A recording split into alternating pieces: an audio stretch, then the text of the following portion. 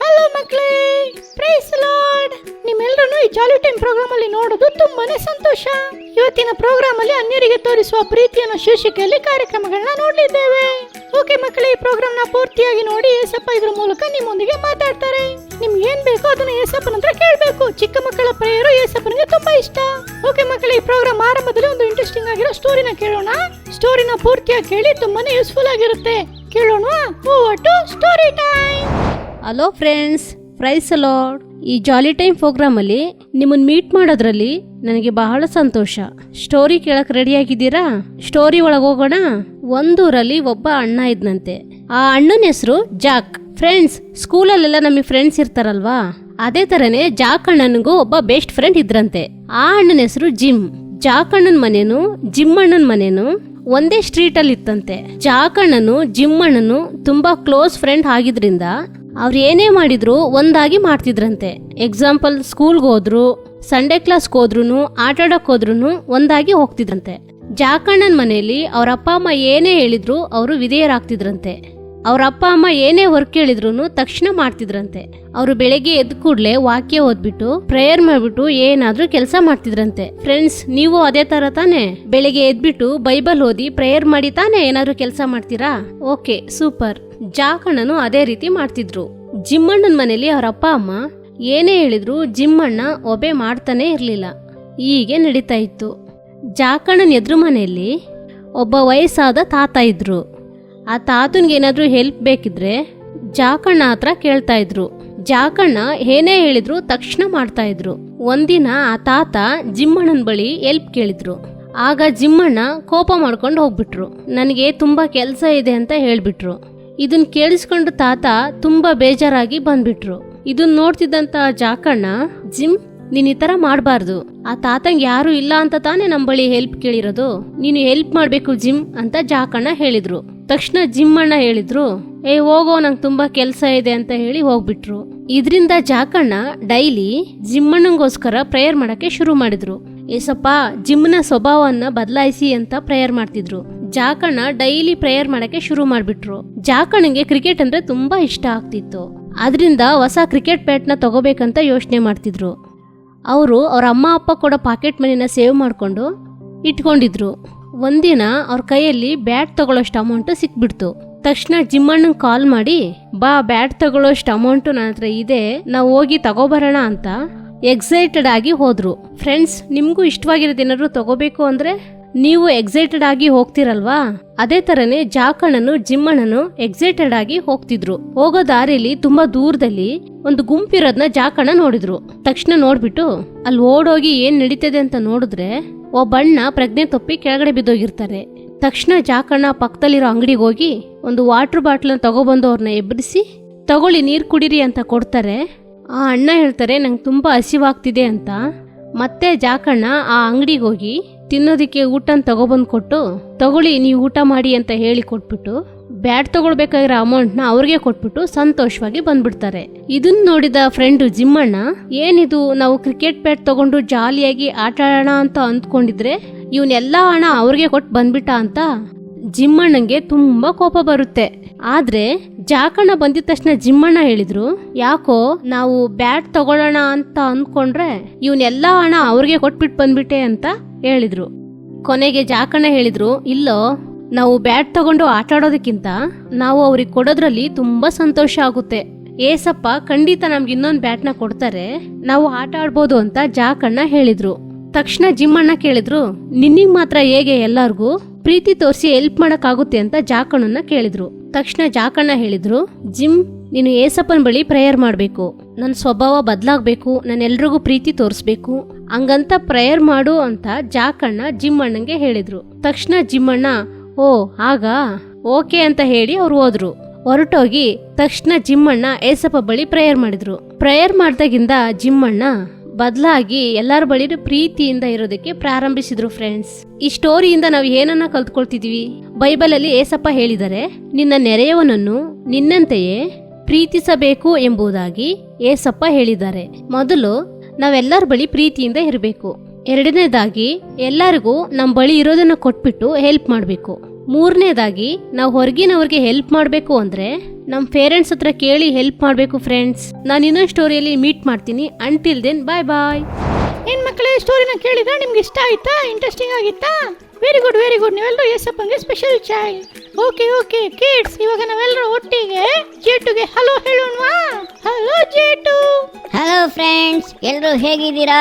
ಚೆನ್ನಾಗಿದ್ದೀರಾ? ಟಾಮಿ, ಇದ್ಯಾರು? ಇಲ್ಲೇನ್ ಮಾಡ್ತಾ ಇದೀಯಾ? ಇವರೇ ನನ್ನ ಫ್ರೆಂಡ್ಸ್, ಚೆನ್ನಾಗಿ ನೋಡ್ಕೋ. ಓ ಹೌದಾ?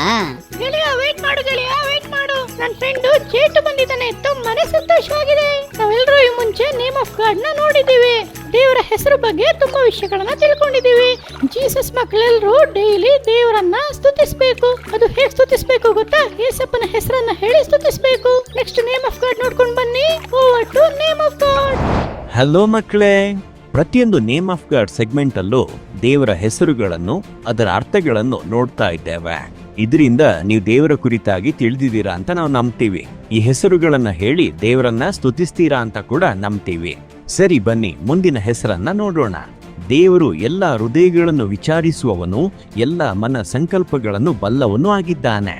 ಈ ಹೆಸರು ಬೈಬಲ್ ಅಲ್ಲಿ 1 ಪೂರ್ವಕಾಲ ವೃತ್ತಾಂತ 28:9 ವಾಕ್ಯದಲ್ಲಿ ಇದೆ. ದೇವರಿಗೆ ಈ ಹೆಸರನ್ನ ಇಟ್ಟದ್ದು ಯಾರು ಅಂದ್ರೆ ಅದು ನಮ್ಮ ದಾವೀದ ರಾಜನೇ. ಸತ್ಯವೇದದಲ್ಲಿ ಬಹಳ ಪರಿಶುದ್ಧವಾಗಿ ಇದ್ದವರೆಲ್ಲ ದೇವರೊಂದಿಗೆ ಬಹಳ ಕ್ಲೋಸ್ ಆಗಿರ್ತಾ ಇದ್ರು.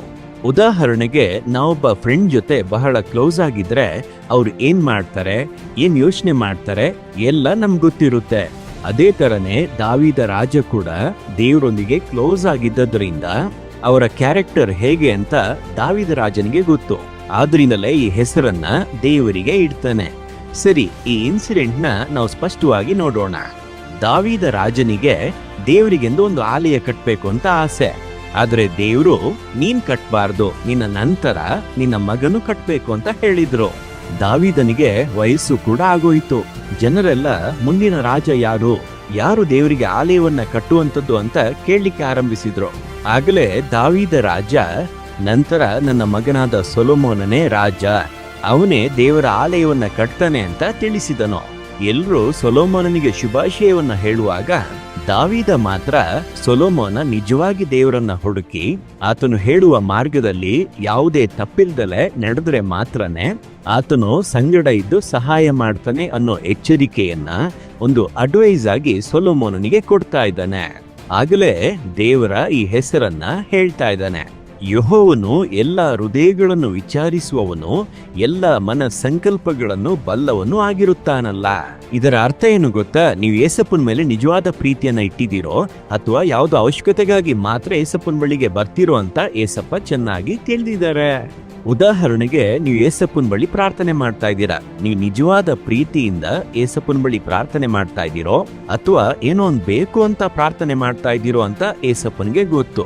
ನಾನು ನಿಜವಾಗಿ ಪ್ರೀತಿಯನ್ನ ತೋರಿಸ್ತಲೇ ಇದ್ರೆ ಏಸಪ್ಪನ್ಗೆ ಹೇಗೆ ಗೊತ್ತಾಗುತ್ತೆ ಅನ್ಕೋತೀರಾ?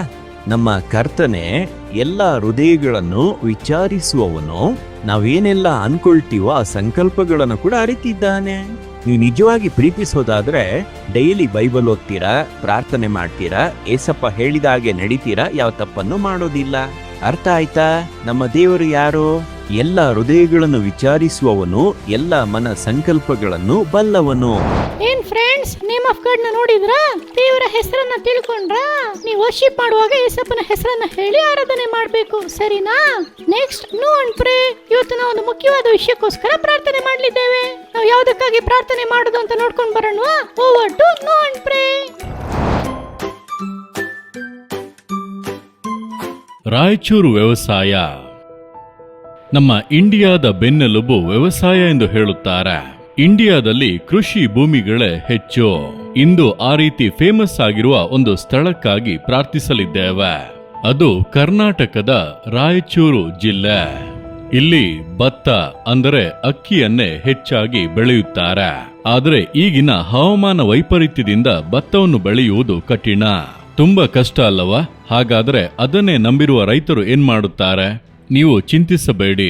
ನಿಮಗೆ ನೆನಪಿದೆಯಾ, ಒಮ್ಮೆ ಯೇಸು ತನ್ನ ಶಿಷ್ಯರೊಂದಿಗೆ ದೋಣಿಯಲ್ಲಿ ಪ್ರಯಾಣಿಸುವಾಗ ಬಿರುಗಾಳಿ ಎದ್ದು ದೋಣಿ ಮುಂದೆ ಹೋಗುವುದು ಕಷ್ಟವಾಯಿತು.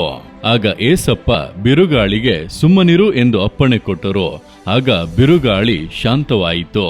ಎಲ್ಲರೂ ಸೇಫ್ ಆಗಿ ದಡವನ್ನು ಮುಟ್ಟಿದರು. ಹಾಗಾದರೆ ಈಗ ಏಸಪ್ಪನ ಬಳಿ ಹೇಳೋಣ. ರಾಯಚೂರಿನಲ್ಲಿ ಭತ್ತ ಚೆನ್ನಾಗಿ ಬೆಳೆಯಬೇಕು, ನಮ್ಮ ರೈತರನ್ನು ಆಶೀರ್ವದಿಸಿ ಎಂದು ನಾವು ಪ್ರಾರ್ಥಿಸಿದರೆ ಎಲ್ಲ ಬದಲಾಗುತ್ತದೆ. ನೀವು ಪ್ರಾರ್ಥಿಸುವಿರಾ? ಹಲೋ ಮಕ್ಕಳೇ, ಪ್ರೈಸ್ ಲಾರ್ಡ್. ನಿಮ್ಮನ್ನ ನೋನ್ ಪ್ರೈಸ್ ಸೆಗ್ಮೆಂಟ್ ಅಲ್ಲಿ ನೋಡೋದು ತುಂಬಾನೇ ಸಂತೋಷ. ಎಲ್ಲರೂ ಒಂದು ಚಿಕ್ಕ ವಿಡಿಯೋ ಕ್ಲಿಪ್ನ ನೋಡಿದ್ರಲ್ವಾ? ರಾಯಚೂರು ವ್ಯವಸಾಯದ ಬಗ್ಗೆ ನೀವು ಚೆನ್ನಾಗಿ ತಿಳ್ಕೊಂಡು ಅದರ ಕಾರ್ಯಗಳನ್ನು ಅರಿತಿದ್ದೀರಾ ಅಂತ ನಾನು ನಂಬ್ತೀನಿ. ಆ ಕಾರ್ಯಗಳು ನಿಮಗೆಲ್ಲ ಅರ್ಥ ಆಯ್ತಾ? ವ್ಯವಸಾಯ ಎಷ್ಟು ಪ್ರಾಮುಖ್ಯ ಅಂತ ನಿಮಗೆಲ್ಲ ಅರ್ಥ ಆಯ್ತಾ? ನಮ್ಮ ಇಂಡಿಯಾ ದೇಶದ ಬೆನ್ನೆಲುಬೆ ವ್ಯವಸಾಯ ಅಂತ ಹೇಳ್ತಾರೆ. ಆ ರೀತಿಯಾದಂಥ ವ್ಯವಸಾಯ ನಮ್ಮ ರಾಯಚೂರಿನಲ್ಲಿ, ಅದರಲ್ಲೂ ಈ ಭತ್ತದ ಬೆಳೆಯ ವ್ಯವಸಾಯ ಅಲ್ಲಿ ಬಹಳ ವಿಶೇಷವಾಗಿದೆ. ಆದರೆ ದಿನಗಳು ಕಳೀತಾ ಪ್ರಕೃತಿ ವೈಪರೀತ್ಯದಿಂದ ಬೆಳೆ ಎಲ್ಲ ಕಡಿಮೆ ಆಗ್ತಾ ಇದಂತೆ ಫ್ರೆಂಡ್ಸ್. ಎಲ್ಲ ಕೂಡ ಕಡಿಮೆ ಆಗ್ತಾನೆ ಇದೆ. ನೀರಿಲ್ಲ, ಬೆಳೆಗೆ ಬೇಕಾದಂಥ ಗೊಬ್ಬರಗಳಿಲ್ಲ, ಅದಕ್ಕೆ ಅಗತ್ಯ ಇರುವಂಥ ವಿಷಯಗಳು ಇಲ್ಲದೆ ಇರೋದ್ರಿಂದ ರೈತರೆಲ್ಲ ತುಂಬ ಕಷ್ಟಪಡ್ತಿದ್ದಾರೆ. ಈ ಎಲ್ಲ ಕಾರ್ಯಗಳಿಗಾಗಿ ಪ್ರಾರ್ಥಿಸುವ ಮಕ್ಕಳಾಗಿ ಏಸಪ್ಪನ ಬಳಿಯಲ್ಲಿ ನೀವು ನಾನು ಪ್ರಾರ್ಥಿಸುವಾಗ ಈ ಎಲ್ಲ ಕಾರ್ಯಗಳು ಬದಲಾಗುತ್ತೆ. ನಾವೆಲ್ಲರೂ ಇದಕ್ಕೋಸ್ಕರ ಇವತ್ತು ಪ್ರಾರ್ಥನೆ ಮಾಡೋಣವಾ? ಹಾಗೆ ಇರುವಂತಹ ಸ್ಥಳದಲ್ಲಿ ಕಣ್ಣುಗಳನ್ನು ಮುಚ್ಚಿ ಮೊಣಕಾಲು ಹಾಕಿ ಏಸುವನ್ನು ದೃಷ್ಟಿಸಿ ಎಲ್ಲರೂ ಬಲಗೈಯನ್ನು ಆಕಾಶದ ಕಡೆಗೆ ಎತ್ತಿ, ಏಸಪ್ಪ ಈ ಕಾರ್ಯಕ್ಕೋಸ್ಕರ ನಾವು ಪ್ರಾರ್ಥನೆ ಮಾಡ್ತೀವಿ. ಈ ರಾಯಚೂರು ಭಾಗದಲ್ಲಿ ವ್ಯವಸಾಯನೇ ಅಪ್ಪ ತುಂಬಾನೇ ಫೇಮಸ್ಸು. ಆದರೆ ಈಗ ಸ್ಥಳದಲ್ಲಿ ವ್ಯವಸಾಯ ಬಹಳ ಕಷ್ಟ ಆಗ್ಬಿಟ್ಟಿದೆ. ಭೂಮಿಯಲ್ಲಿ ಸರಿಯಾದಂಥ ಬೆಳೆ ಇಲ್ಲ, ರೈತರೆಲ್ಲ ತುಂಬಾನೇ ಪಾಪ ಅಂತ ಏಸಪ್ಪನ ಹತ್ರ ನೀವು ಪ್ರಾರ್ಥನೆ ಮಾಡ್ತೀರಾ? ಹಾಗೆ ಪ್ರಾರ್ಥನೆ ಮಾಡೋಣವಾ? ಹಾಗೆ ಪ್ರಾರ್ಥನೆ ಮಾಡಿ ಈ ಕಾರ್ಯಕ್ಕಾಗಿ ಏಸಪ್ಪ ನಾವು ರೈತರಿಗಾಗಿ ಪ್ರಾರ್ಥಿಸ್ತೇವೆ. ಇಂಡಿಯಾ ದೇಶದಲ್ಲಿರುವಂಥ ಎಲ್ಲ ರೈತರಿಗಾಗಿ ನಾವು ಪ್ರಾರ್ಥಿಸ್ತೇವೆ. ನಮ್ಮ ಕರ್ನಾಟಕದಲ್ಲಿರೋ ಎಲ್ಲ ರೈತರಿಗಾಗಿ ಪ್ರಾರ್ಥಿಸ್ತೇವೆ. ರೈತರಿಗೆ ಆಶೀರ್ವಾದಗಳು ಉಂಟಾಗಲಿ ಏಸಪ್ಪ ಎಂಬುದಾಗಿ ಎಲ್ಲರೂ ಪ್ರಾರ್ಥನೆ ಮಾಡಿ ಈ ವಿಷಯಕ್ಕೋಸ್ಕರ ನಮ್ಮ ಮಧ್ಯದಲ್ಲಿರುವಂಥ ಜಾಯ್ಸ್ ಅಕ್ಕ ಈಗ ಪ್ರಾರ್ಥನೆ ಮಾಡ್ತಾರೆ. ಪ್ರೀತಿ ಉಳ್ಳ ಏಸಪ್ಪ, ಈ ಸಮಯದಲ್ಲಿ ನಾವೆಲ್ಲರೂ ಒಟ್ಟಿಗೆ ಸೇರುವಂತೆ ಮಾಡಿದ್ದಕ್ಕಾಗಿ ಸ್ತೋತ್ರ ಅಪ್ಪ. ಏಸಪ್ಪ, ಈ ಸಮಯದಲ್ಲಿ ಅಪ್ಪ ನಾವು ರಾಯಚೂರು ರೈತರಿಗಾಗಿ ಪ್ರಾರ್ಥಿಸಲು ಬಂದಿದ್ದೇವೆ. ಏಸಪ್ಪ, ನಾವು ರಾಯಚೂರು ರೈತರಿಗಾಗಿ ಪ್ರಾರ್ಥಿಸುತ್ತಿದ್ದೇವೆ ಅಪ್ಪ. ಏಸಪ್ಪ, ವ್ಯವಸಾಯವನ್ನ ನೀವು ಇನ್ನೂ ಬಲಪಡಿಸಿರಿ ಅಪ್ಪ. ಏಸಪ್ಪ, ತುಂಬಾ ಬೆಳೆಗಳೆಲ್ಲ ನಾಶ ಆಗಿ ಹೋಗಿದೆ ಏಸಪ್ಪ. ಏಸಪ್ಪ, ಅದನ್ನೆಲ್ಲ ನೀವು ಸರಿ ಮಾಡಿ ಕೊಡಿರಿ ದೇವರೇ.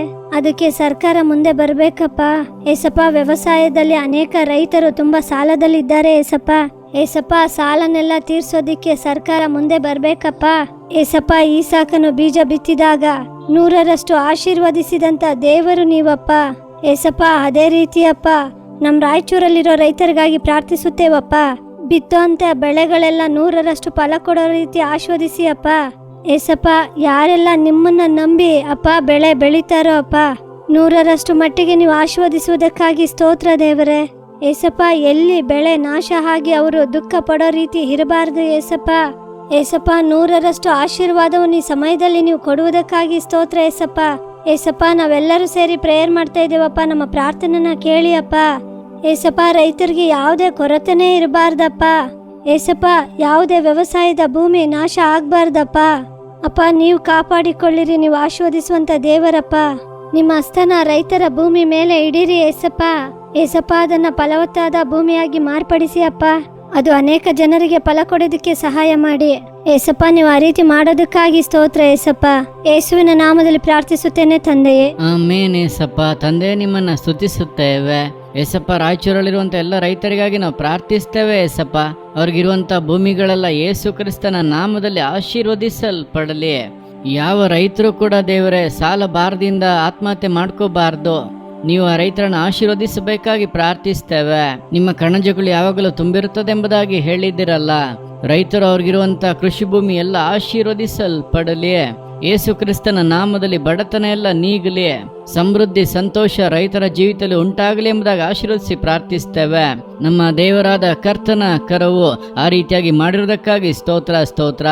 ಯೇಸುವೆ, ನಿಮ್ಮ ಕರವನ್ನು ಚಾಚಿ ಆಶೀರ್ವದಿಸಿರುವುದಕ್ಕಾಗಿ ನಿಮಗೆ ಸ್ತೋತ್ರ. ಯೇಸುವಿನ ನಾಮದಲ್ಲಿ ಪ್ರಾರ್ಥಿಸುತ್ತೇವೆ ಜೀವವುಳ್ಳ ಒಳ್ಳೆಯ ತಂದೆಯೇ. ಆಮೇನ್. ಏನ್ ಮಕ್ಕಳೇ, ನಾವೆಲ್ಲರೂ ರೈತರಿಗೋಸ್ಕರ ಭಾರದಿಂದ ಪ್ರಾರ್ಥನೆ ಮಾಡಿದ್ದೀವಿ. ಏಸಪ್ಪ ನಮ್ಮ ಪ್ರಾರ್ಥನೆಗಳನ್ನೆಲ್ಲ ಕೇಳಿದರೆ ಅತಿ ಬೇಗನೆ ರಾಯಚೂರಿನಲ್ಲಿರುವಂಥ ಎಲ್ಲ ರೈತರ ಬಡತನದ ಅವಸ್ಥೆ ಮಾರ್ಪಟ್ಟು ಸಮೃದ್ಧಿ ಸಂತೋಷ ಉಂಟಾಗುತ್ತದೆ. ನೀವು ಕೂಡ ರಾಯಚೂರಿಂದ ಇದನ್ನು ನೋಡ್ತಾ ಇರ್ಬೋದು. ನೀವು ಬೇಗನೆ ನಿಮ್ಮ ಊರಿನಲ್ಲಿ ರೈತರಿಗೆ ಉಂಟಾಗುವಂಥ ಆಶೀರ್ವಾದಗಳನ್ನು ನೀವು ನೋಡ್ತೀರಾ. ಅದಕ್ಕಾಗಿ ನೀವು ಮುಂದುವರೆದು ಪ್ರಾರ್ಥಿಸಬೇಕು. ಪ್ರಾರ್ಥನೆನ ಯಾವತ್ತೂ ಕೂಡ ಬಿಡಬಾರ್ದು. ನೀವು ಎಷ್ಟು ಪ್ರಾರ್ಥನೆ ಮಾಡ್ತೀರೋ ಅದನ್ನ ಏಸಪ್ಪ ನೋಡಿ ನನ್ನ ಮಕ್ಕಳು ಪ್ರಾರ್ಥನೆ ಮಾಡ್ತಾ ಇದ್ದಾರೆ ಅಂತ ಆಶೀರ್ವಾದ ಮಾಡ್ತಾರೆ. ಓಕೆ ಫ್ರೆಂಡ್ಸ್, ರಾಯಚೂರು ವ್ಯವಸಾಯದ ಬಗ್ಗೆ ನೋಡಿದ್ರೆ ಮಾತ್ರ ಸಾಲದು, ಡೈಲಿ ನೀವು ವೈಯಕ್ತಿಕ ಪ್ರಾರ್ಥನೆಯಲ್ಲಿ ಇದಕ್ಕೋಸ್ಕರ ಪ್ರಾರ್ಥನೆ ಮಾಡಿ. Okay, next message time. Message ನ ಗಮನವಾಗಿ ಕೇಳಿ. ಮೆಸೇಜ್ ಮೂಲಕ ಏಸಪ್ಪ ನಿಮ್ ಜೊತೆ ಮಾತಾಡ್ತಾರೆ. ಹಲೋ ಮಕ್ಕಳೇ, ಪ್ರೈಸ್ ದ ಲಾರ್ಡ್. ಎಲ್ಲರೂ ಹೇಗಿದ್ದೀರಾ? ಜಾಲಿ ಟೈಮ್ ಪೂರ್ತಿ ನೋಡಿದ್ರಾ? ಚೆನ್ನಾಗಿತ್ತಾ? ಪ್ರೇಯರ್ ಮಾಡಿದ್ರಾ? ಪ್ರೇಯರ್ ಸೆಗ್ಮೆಂಟ್ ಎಲ್ಲ ಇತ್ತಲ್ವಾ? ಇವತ್ತು ನಾವು ಮತ್ತೊಬ್ಬರಿಗೆ ತೋರಿಸುವಂಥ ಪ್ರೀತಿನ ಕುರಿತೆ ನೋಡ್ತಾ ಇದ್ದೇವೆ. ಅದಕ್ಕೆ ಮುಖ್ಯವಾಗಿ ಪ್ರೇಯರ್ ಮಾಡಬೇಕಲ್ವಾ? ಏಕೆಂದರೆ ಮತ್ತೊಬ್ಬರಿಗೆ ನಾವು ಪ್ರೀತಿ ತೋರಿಸ್ಬೇಕಂದ್ರೆ ಅವ್ರಿಗಾಗಿ ಪ್ರೇಯರ್ ಮಾಡಬೇಕು. ಅದೇ ತಾನೇ ಫಸ್ಟ್ ಕ್ವಾಲಿಟಿ. ಅವ್ರು ಚೆನ್ನಾಗಿರ್ಬೇಕಂತ ನಾವು ಅನ್ಕೊಂಡ್ರೆ ಅವ್ರಿಗಾಗಿ ಪ್ರೇಯರ್ ಮಾಡ್ತೀವಿ. ಅವರು ಚೆನ್ನಾಗಿರ್ಬೇಕು, ಎಲ್ಲದರಲ್ಲೂ ಆಶೀರ್ವಾದವಾಗಿರ್ಬೇಕು ಅಂತ ಅನ್ಕೋತೀವಿ. ಅವ್ರ ಬಾಳಲ್ಲಿ ಯಾವುದೇ ಸಮಸ್ಯೆಗಳು ಇರಬಾರ್ದು ಅಂತ ಅನ್ಕೋತೀವಿ. ಈಗ ದೇಶವನ್ನು ತೆಗೆದುಕೊಂಡರೆ ದೇಶ ಚೆನ್ನಾಗಿರಬೇಕು, ಜನರು ಚೆನ್ನಾಗಿರಬೇಕು, ಆಗಲೇ ನಾವೆಲ್ಲರೂ ಚೆನ್ನಾಗಿರುತ್ತೇವೆ ಎಂದು ಮತ್ತೊಬ್ಬರನ್ನು ಕುರಿತು ಯೋಚಿಸಿ ಮತ್ತೊಬ್ಬರಿಗೆ ನಾವು ಪ್ರೀತಿ ತೋರಿಸಿದರೆ ಮತ್ತೊಬ್ಬರಿಗಾಗಿ ಪ್ರಾರ್ಥಿಸುತ್ತೇವೆ. ಆದ್ದರಿಂದ ಪ್ರಾರ್ಥಿಸಿದ್ರಾ? Very good. ನೀವು ಪ್ರಾರ್ಥನೆ ಮಾಡಿದ್ದೀರಿ ಎಂದರೆ ಮತ್ತೊಬ್ಬರಿಗಾಗಿ ಪ್ರೀತಿ ತೋರಿಸಲು ಸಿದ್ಧರಾಗಿದ್ದೀರಿ ಎಂದರ್ಥ. ಸರಿ, ಇವತ್ತು ಅನೇಕ ಸ್ಟೋರಿಯನ್ನು ನೋಡಿದ್ದೇವೆ. ನೀವು ಮತ್ತೊಬ್ಬರಿಗೆ ಪ್ರೀತಿ ತೋರಿಸಬೇಕು ಎಂಬುದಾಗಿ ನೀವು ಅರ್ಥ ಮಾಡಿಕೊಂಡಿದ್ದೀರಿ. ನಾನೇ ಅನೇಕ ಬಾರಿ ಹೇಳಿಕೊಟ್ಟಿದ್ದೇನೆ, ಮತ್ತೊಬ್ಬರನ್ನು ಪ್ರೀತಿಸಬೇಕು, ನಿಮ್ಮ ಹಾಗೆ ಪ್ರೀತಿಸಬೇಕು. ಮತ್ತೊಬ್ಬರು ನಿಮಗೆ ಹೇಗೆ ಬಿಹೇವ್ ಮಾಡಬೇಕೆಂದು ನೀವು ಅಂದುಕೊಳ್ಳುತ್ತೀರೋ ಅದೇ ರೀತಿ ಮತ್ತೊಬ್ಬರಿಗೆ ನೀವು ಬಿಹೇವ್ ಮಾಡಬೇಕೆಂದು ಅನೇಕ ಬಾರಿ ನಾನು ನಿಮಗೆ ಹೇಳಿಕೊಟ್ಟಿದ್ದೇನೆ. ಆದರೆ ಈಗ ನಾನೊಂದು ಅಲರ್ಟ್ ಕೊಡಲಿದ್ದೇನೆ, ಒಂದು ಕಾಷನ್. ನಾನು ನಿಮ್ಗೊಂದು ಕತೆ ಹೇಳ, ಸಿಂಪಲ್ ಆದ ಕತೆ. ಅದನ್ನು ನೀವು ಅರ್ಥ ಮಾಡ್ಕೊಂಡ್ರೆ ನಿಮಗೆ ಯೂಸ್ಫುಲ್ ಆಗಿರುತ್ತೆ. ಒಂದು ಜಿಂಕೆ ಇದ್ದಿತ್ತು. ಆ ಜಿಂಕೆ ಏನು ಮಾಡ್ತಂದ್ರೆ ಒಂದು ರಿವರ್ ಬಳಿ ನೀರು ಕುಡಿಯೋದಕ್ಕೆ ಹೋಯ್ತು.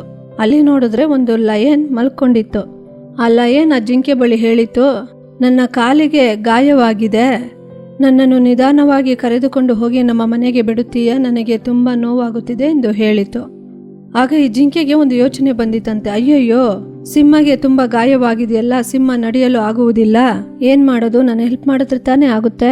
ಆದ್ರೆ ಇದು ಸಿಂಹವಾಗಿದೆಯಲ್ಲ, ಇದು ಹೋಗೋ ದಾರಿಯಲ್ಲಿ ನನ್ನ ತಿನ್ಬಿಟ್ರೆ ಹಾಗಂತ ಯೋಚನೆ ಮಾಡ್ತಂತೆ. ಇದನ್ನ ಸಿಂಹನ ಬಳಿ ಕೇಳ್ತಂತೆ, ನೀವು ಹೋಗೋ ದಾರಿಯಲ್ಲಿ ನನ್ನ ತಿನ್ಬಿಟ್ರೆ ಅಂತ. ಆಗ ಸಿಂಹ ಹೇಳ್ತಂತೆ, ನೋಡ್ದ, ನನ್ನಿಂದ ನಡೆಯಕ್ಕಾಗ್ತಿಲ್ಲ, ನನ್ನಿಂದ ನಿನ್ಗೇನಾದ್ರೂ ಅಪಾಯ ಆದ್ರೆ ನೀನು ಓಡೋಗ್ಬಿಡ್ಬೋದಲ್ವಾ, ನನ್ನಿಂದ ಓಡೋಕ್ಕೆ ಆಗಲ್ವಲ್ಲ, ನನಗೆ ಕಷ್ಟವಾಗಿದೆ, ನನ್ನಿಂದ ಆಗ್ತಿಲ್ಲ, ನನ್ನ ಮೇಲೆ ಕರುಣೆ ತೋರಿಸು ಅಂತ ತುಂಬ ಬೇಡ್ಕೊಂತಂತೆ ಆ ಸಿಂಹ.